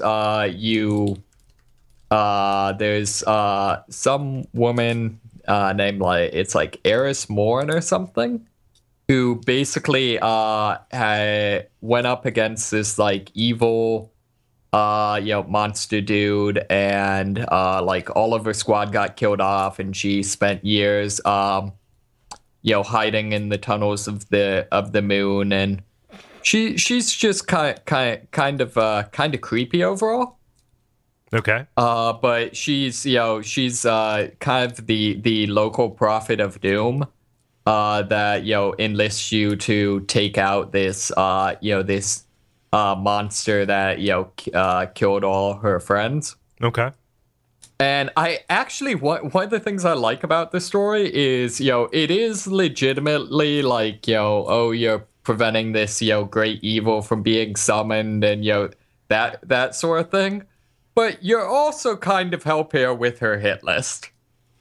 Well, it's a game. I mean, you're going to kill people. I mean, obviously. Right, but there's no other option. Come on. Let's be serious. Right, but I'm just saying more the way it's written, it's sort of yeah, you definitely are fighting the good fight and defeating evil, but this is also a chick who has a grudge with a lot of these people and is kind of just having you kill them off. Yeah, it's a personal vendetta that you're helping to settle. Yeah. Yeah. So that you're kind of caught up in. Mm-hmm. Mm-hmm. So overall, I don't know, I wouldn't say anything too earth shattering. I think I've read a lot of good things about what they've done with the Taken King, but I feel like the expansions are still kind of them kind of getting their feet under them. Yeah. Well, they've got 8 more years to get this right. Right, exactly, and there are some good things. They have implemented a explicit quest system. They didn't have that before? No. I mean, before they had the, I guess I should say, for the most part, nothing has changed, but whereas before, it's basically just as you played through the game, you beat one level, and one mission and then the next mission unlocked. Now there's actually like an explicit quest log. And then they've also added like there's a quest for your subclass that is kind of you being sent on various tasks by your by the leader of your class in order to kind of learn the ropes and stuff like that. And also the what's his name? I'm playing a Titan, so the leader of my class is what's the actor's name? The guy who plays the police chief in The Wire. Terry Crews. No. Oh, sorry, I'm thinking of a Newsroom. Or sorry, Brooklyn Nine-Nine. Some show that acknowledges the police. David was talking. Terry Crews came to mind, and that's the name I said. Huh. I forget who you're referring to. I don't know, but I would say it is kind of weird. Like after I really liked him in Fringe and what I've seen of The Wire. So, but it's now kind of weird hearing his voice come from like a space white robot dude. Oh yeah. I know who you're talking about, but I don't know his name in The Wire, nor do I know his actor's name. Yeah. I'm not. But so that's really good. They've also I like they have kind of a quote for both the start and completion of each quest in the quest log. And it seems like they're trying to kind of make the writing a little more interesting. Okay. So a number of them are just kind of silly or funny, or just the various characters kind of doing their slightly offbeat commentary. Okay. So it does seem like they're definitely putting in some effort. Yeah. So I don't know. Overall, I'm really enjoying it. I still really like the combat. I really like the like 3-weapon system. In terms of having your primary, your sidearm, and then your heavy weapon. Yeah. Of course, he's made choices, right? Well, and I'd say more than that. Like a lot of games do that. Like Call of Duty does that. But what I like is there's routinely times where I'll be on the fly in the middle of a gunfight. Grabbing my shotgun to drop an enemy, and then immediately switching back to my primary weapon to engage smaller enemies, or that sort of thing. Side note: is it Cedric Daniels from The Wire, Lieutenant Daniels? Yeah, there we go. Yeah, the kind of the taller guy. Yep. Lance Reddick is the actor name. Yes, that's who it is. Yes, all Reddick. Right. Yes. Nice. Yeah, so and the voice acting continues to be good. I did go back and play one of the early missions just to see what it was like with Nolan Northbot instead of Dinklebot. Yeah. And I don't know, like his voice for that's interesting just because like he doesn't really sound like Nolan North. He's not trying to, right? Well, yeah, no. I mean, obviously, like explicitly, he is not trying to, because he's not playing that same sort of character he's kind of associated with. Mm-hmm. But it's just weird, It seems like there's some voice actors that it's like usually like their voice acting tends to be their voice, whereas this is very obviously not. Yeah, which I think is kind of cool. But at least so far, I feel like the writing's just a little bit too boring to really make much good use of it. From what I've heard, it actually gets better in Taken King. Like they're taking steps. So like I'd be curious to hear you confirm that. Yeah. Yeah, so I think it's interesting. I'm excited. I think the game actually, for being like everyone criticizing the writing and stuff, I actually like a lot of the writing of some of the incidental characters. I really like they kind of do the sci-fi trope where like if a robot or artificial intelligence is around for a long time, gaining experiences, it'll eventually develop a personality. Yeah. And so the like local like mail clerk bot has developed a personality, and so just every time you walk back past it, it's just like freaking out about various about some warlock sent a package that promptly disappeared or something like that. And nobody is concerned about their apparent sentience. Well, and then the other one I really like is the weapon dealer is a one of the exo races with robot people. So there's no life expectancy. So he's supposed to be like hundreds of years old. And so one of his character traits is basically he has so many like experiences from all those years that he's kind of, from just kind of running out of places to put them all, has sort of developed robot dementia. And just and so there's a number of things where it's like maybe not fleshed out, but it's like, oh, that's kind of a cool concept. That's kind of an interesting idea. Well, those small bits of charm can make up for a lot of sins on the macro scale. Right. So so I'm excited. So far, I'm really liking it. Oh, cool. Neat. Well, I'll be excited to hear what you think when you get to the new content proper. Everybody, we have a lot of people at work are excited about it. So yeah, I'm going to move on. Ben, I'm going to throw to you because I imagine that we have both been playing the same game, just like last week. 2 weeks ago, yes. Oh yeah. Time so flies. I'll do one random one, and then I'll do one which will lead into yours.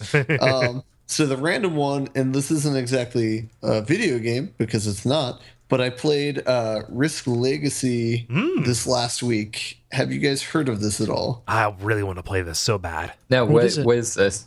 It's a board game, and so it's the newest version of Risk that's come out. The main difference of it over previous versions is the first 15 games that you play will shape how the map and the races that you play as like turn out. So there's a lot of like video game mechanics built into the board game. So like at the start of the game, you have like 6 different classes that you can choose when you're playing. The first games or like the first turns? The first 15 games. Yeah. Really? So has anyone ever actually played even a single full game of Risk? I imagine Ben's going to get there. It's super easy to do with Risk Legacy. Yeah. So the way it works is on the board there's 15 different spots. So each time you win a game, you sign it so that it kind of keeps track of who's won each game and how many games that they've won. That'll come up later. But each person chooses a race. And I think at the beginning of the game you do it based on die rolling. Whoever has the highest die roll gets to pick the race first. And so with each race, they'll each have a special ability. Like one might be if you're attacking and you roll 3 of the same die and you beat the other player, you automatically win the entire battle and you can invade their country. And then there's one that's kind of the opposite of that. If you're defense and you roll 2 6s, they cannot attack you for the rest of the turn in that spot. So there's like upgrades like that for each ability. And then like as the game progresses, there's like achievements on the game board. So when you open the board, there's a bunch of things that are wrapped in like white packaging, and it'll say, open this when you've done this. And it'll have some sort of condition that you can open it with. Oh my gosh, it's a DVD made by Fred Willard. So for example, there's things called missiles that you can get later on in the game. When you use 3 of them in a single battle, you can unlock this one certain deck or certain ability. So different races will be unlocked as you play the game. Different upgrades to the board will be unlocked as you play the game through this thing called Scar cards, which are basically different modifications to different countries. Yeah. So, for example, there's one of them's called a bunker, where if you place it on a country, the defense gets +1 added to their roll. So if they're just rolling a single die, it's very hard to take over that country. Yeah. So you're like Scar cards, like you're literally making a lasting impression on the earth. Like this is like legacy is like, what does each conflict or like extended round of conflicts do to the actual like kind of like topography of the world? Yeah, so I should have mentioned this. As soon as you place these on the map, you're placing a sticker down on the board. So when you do this, it's permanent. So for every game after that, that same sticker will be there. So you have to think kind of carefully about where you're going to place each thing. And is this forever you own the game, or are there multiple games being played in a night? It's forever when you own the game. After the first 15 games, even if you haven't unlocked anything, the game board is set. So after the 15 games, that is the risk board, and you're only playing with that. Yeah. So, I mean, there's only a certain number of permutations, but the idea is that most Risk Legacy boards will end up being different. So it's a way to like literally physically codify house rules as defined by the way the game designers wanted house rules to evolve. Yeah. It's really great because it's self-balancing. So like if a certain country like Australia is too powerful, it can be diminished in power throughout the course of the game. So whoever wins a game, in addition to signing the board, they get one upgrade that they can make to the map at the end of the game. Likewise, even if you've just survived in the game, you like didn't die, then you can make one modification to the game. But it'll be a minor modification, not a major modification. Yeah. And one of the differences to the original game is when you not every country will be filled in at the beginning of the game. You just place your troops on one country and you expand from there.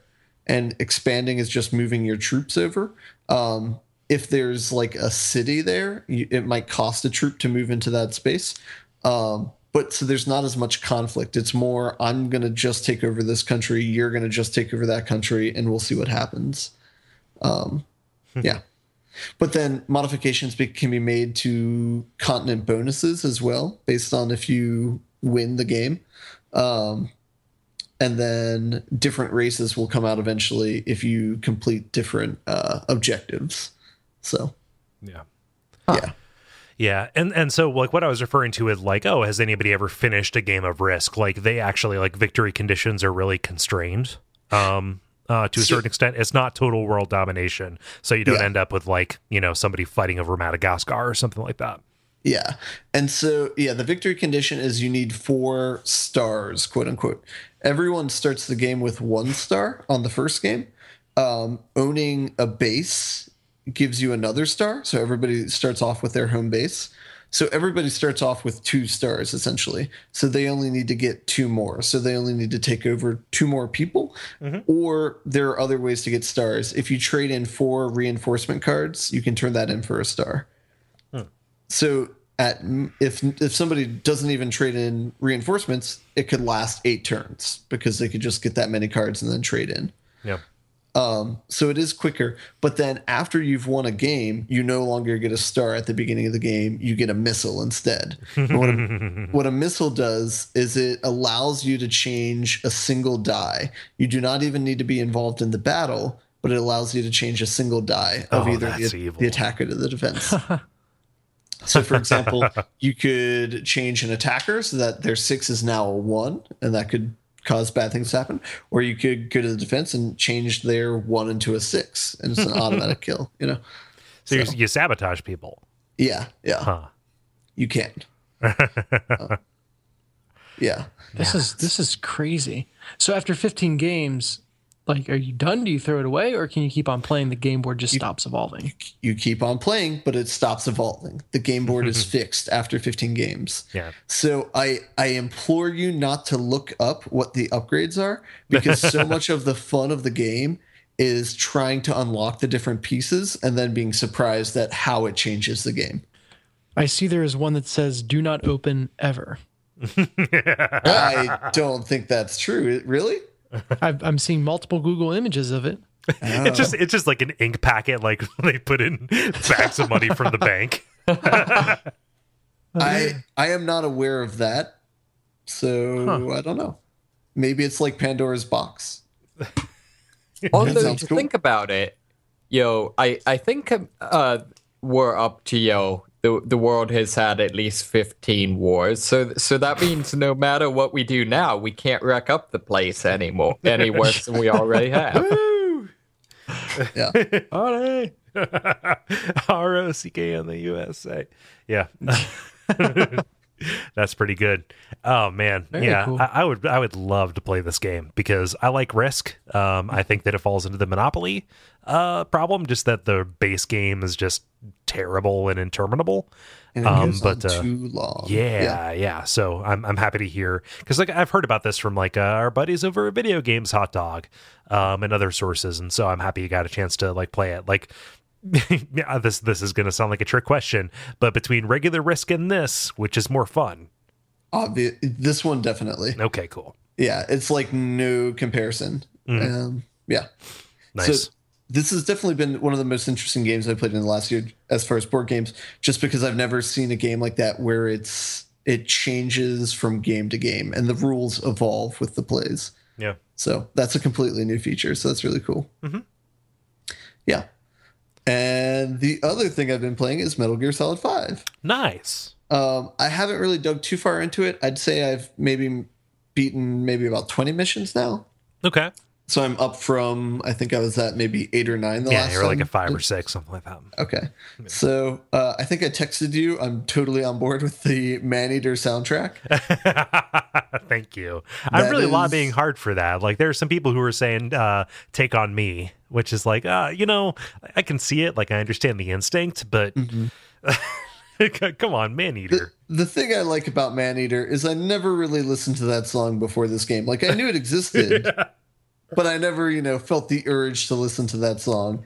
But writing it on a chopper and hearing that is quite entertaining. Well, it's got that bass line. It's got that dun dun dun dun dun dun dun dun. Like it's got that. You feel it over the horizon. Yeah. Yeah. But I think I've progressed far enough that I've been able to evolve the bass, and I've also not playing the game, but I've seen somebody else play the game who's already beaten both parts of it, and I've seen the evolution endpoint of the bass, so that's interesting. Yep. But I won't say too much about it. Yeah. So I look forward to continuing to play through the game. So I mean, like, can you talk about any highlights that you've had so far, like in terms of like moments of play, like little mechanical niceties that you didn't expect, and the stealth, or just kind of the way the systems are interacting? Oh, yeah. I mean, like it's really open ended, like in a very satisfying way. Sure. There was one mission where I figured out how to use. There is a tank in the game that you can use. Oh, there are multiple. Yes. You have them dropped in. Yeah. Figuring out how to use that was very satisfying in the mission that I learned how to do that. Yeah. Yeah. So, yeah. Nice. And I've gotten the second buddy, whomever that may be. I mean, the fact that you referred to them as a person kind of indicates who they're going to be. Yeah. Yeah. Well, maybe not. Okay. My second buddy might not be your second buddy. Okay. But yeah. I'll just say eye patch.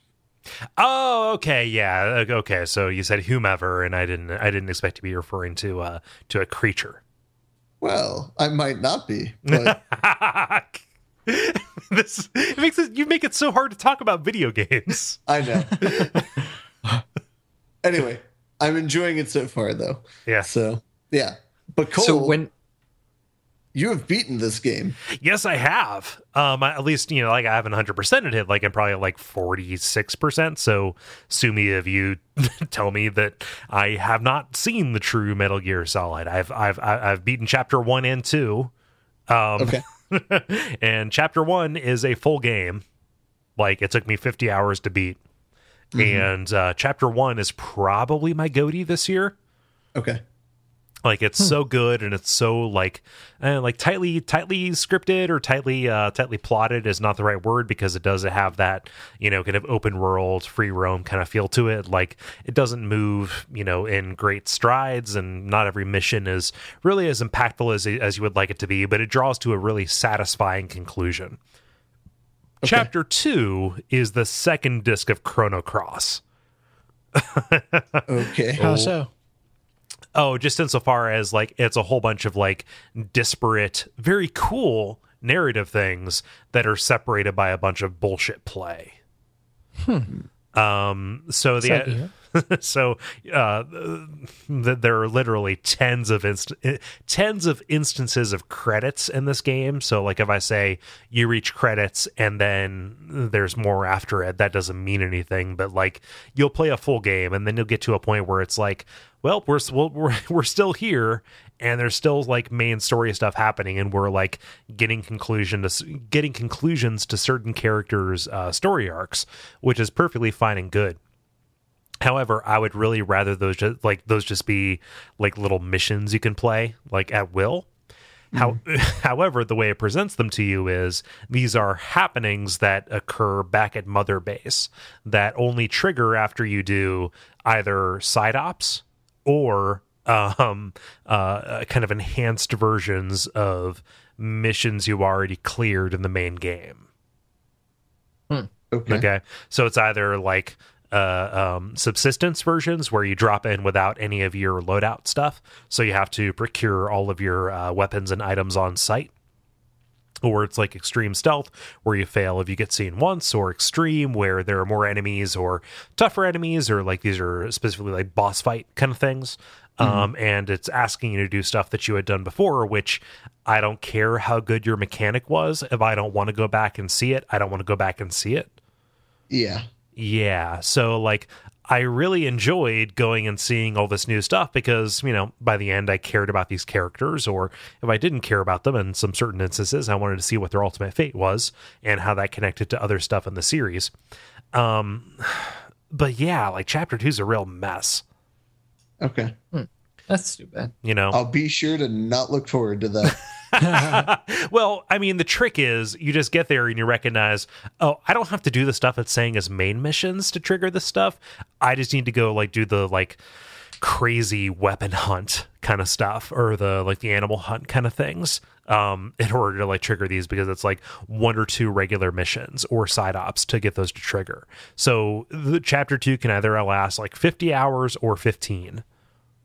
So yeah, but like what they're asking you to do doesn't get any less fun. And I can see a version of the world where like going back and playing a harder version of those previous missions would be really satisfying. At that point, like I'd had enough Metal Gear. Yeah. So it like outstayed its welcome, do you think? A little bit, yeah. Like it told a really good story in chapter 1. And I could just kind of tell, like, it's weird to say this, I kind of wished it was 2 games. Or, 3 with Ground Zeroes or whatever, like, they had enough of that. And there was, there was a third chapter they had planned, which I really like the concept they laid out for that. But like, I'd rather that be something that came out like 6 months from now, So it's tough because I really wish that I could compartmentalize it and say like, oh, I ended this with the bang that chapter 1 ended on, and then it was left it wide open, and it wouldn't have answered a lot of the questions that I had about the series, rather than what it ultimately did, which was kind of become a Kojima game with a bunch of filler in between, which is a little bit of a bummer. And it's sad because there's so many like nice little mechanical touches. The fact that the outposts respond to the way that you've been playing, especially in chapter 2, it bears fruit. Like you don't really notice it too much with with chapter 1. You don't go back to the same place too many times. But if you go through an outpost without being seen and accomplish your mission, the next time you come back, there are going to be cameras. Or if you go through killing everybody just willy-nilly, the next time you come back, everybody's going to have body armor head to toe. That makes me think of, the Batman Mr. Freeze boss fight where kind of you figure out a way to hurt him once and then he kind of nullifies that. Yeah. That feels like that kind of ethos. But you can sabotage that. This is like a little bit of alpha protocol alongside it, which is you can run combat deployments, which is you've been building up this base and getting this combat team assembled, right? You can actually send them out to sabotage certain parts of enemy armaments. So, like, if you never want to deal with your people or with your enemies having helmets, you can just constantly be disrupting their helmet shipments. But it's just like a regular tax on these deployment things that otherwise could be getting you the currency of the game. Pay to win.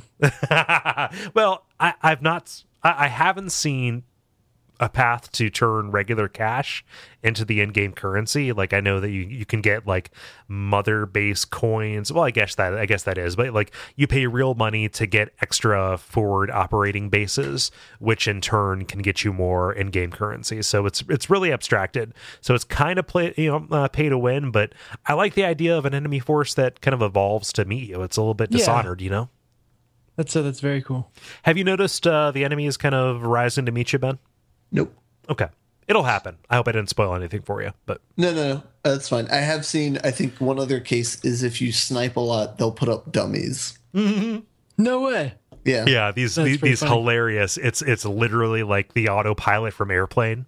Does that impact your ability to snipe in any way? Well, I mean, you just have to pay more attention to whether or not they're moving. That's too cool. Yeah. Like, I love this game so much. Like, it's so good. I really wish that they had a chance to finish it, I guess. Haven't they said this is supposedly the last one in the series? Dude, they said that about 4. Well, I mean, Kojima wanted to quit after 4, but due to the direction that company is taking and the fact that Kojima no longer has a relationship with them, like, we've got what we've got. Yeah. So it's sad, but I'm satisfied with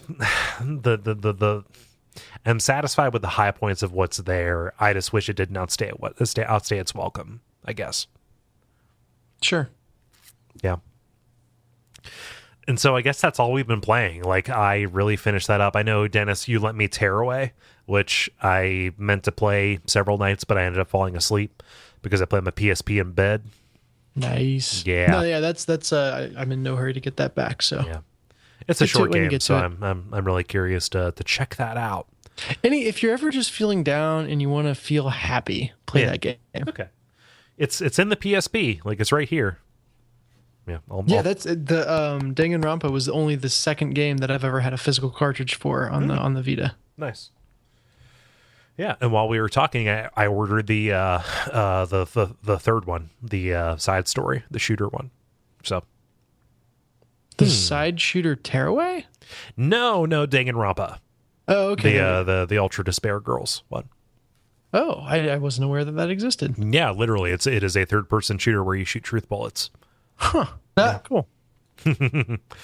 Cool. Well, did you have any other thoughts about Metal Gear Solid 5, Ben? I think that's about it. I will keep playing it, and I will confirm or deny your assessment of the game. Yeah, I'd be curious. I hope I didn't color your perception of it. Obviously, I trust you to draw your own conclusion, but like, I'm really tolerant of that kind of stuff generally in games. So I'll be curious to hear what you think. Do you all want to button it up? Let us button. Thank you so much, everybody, for listening to level number 122 as we look at this here. Here in a couple weeks, I'm going to be in Portland, Oregon for the Portland Retro Games Expo as we talk about Castlevania during our live show there. We're going to have a booth set up. What's that? Is that back around again? You know what? I thought the same Castlevania? Holy crap. thing. You're right. No, it's like I said off mic or in the green room or whatever, however we refer to it on this show. I this year got away from me. So Yeah, no doubt. Wow. but Away yeah. from me too. But yeah, check out the Watch Out for Fireballs social channels for those things. Gary and Brayton and Nick and I are going to be hanging out for that stuff there. So I'm looking forward to that. And also in early November, there's going to be some stuff here in Ohio around the Ohio Game Developers Expo. Oh, really? Yeah, That's yeah. a thing. Yes, it is. I had no idea until they invited us to talk about Dark Souls there. So those things will be pinned down as we approach this. But we are coming up on a fun season, and I encourage everybody to come along. But for this show specifically, thank you everybody for responding to the multiplayer prompts. You can see those at facebook.com/thelevelpodcast, along with notifications of when the individuals on the show stream.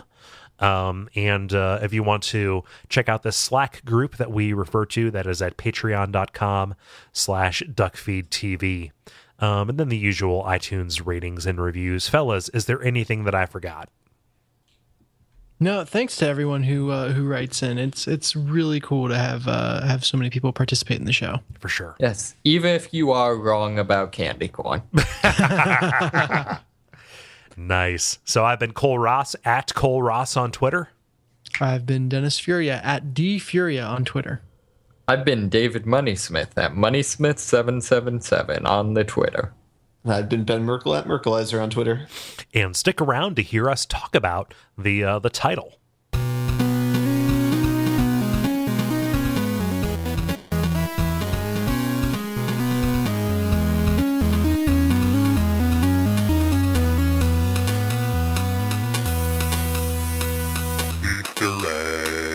Does anybody have a title they want to suggest? Candy corn sucks. That's not so much a title. That's not something we said. That is just... Just It's just amusing. Overt provocation. Yeah. of somebody who's like on the call with us. you know. Oh, any others? I actually don't hate candy corn. It's just that I slightly dislike it, and this has just pushed me over the edge. Podcasts polarize.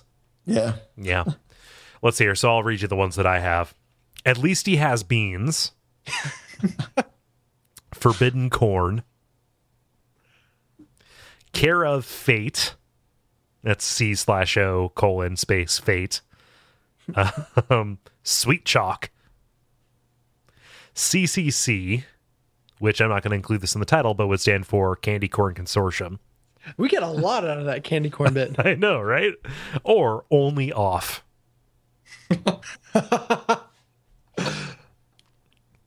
So I'm a fan of Forbidden Corn. I'm not going to bias the results by saying that, but that's where I stand. Wait, I do want one you out of that just conversation. Yeah, I do want one out of the candy corn conversation. Okay. So what are there were 3 of them, right? Okay. There is CCC. Forbidden Corn and Sweet Chalk and CCC. Yeah, I feel like Forbidden either Corn. That's CCC or Forbidden Corn. Okay, Forbidden Corn it has to be. Ben, What do you have about any? what about big candy corn What? candy corn. lobbying their way? I do kind of like big candy corn. That might be a little bit on the nose. I think that it might be just a little bit too direct. Okay. Is my opinion. I like Forbidden Corn. Okay. I like at least he has beans. At least I don't even remember what that was in reference to. Person going into a fallout shelter, Oh, being okay. scared because of the Twitter. As a side note, can you ever get beans in Fallout? No, it's mostly like instant mashed potatoes and shit, which is a strange product to market. Instant mashed potatoes and shit.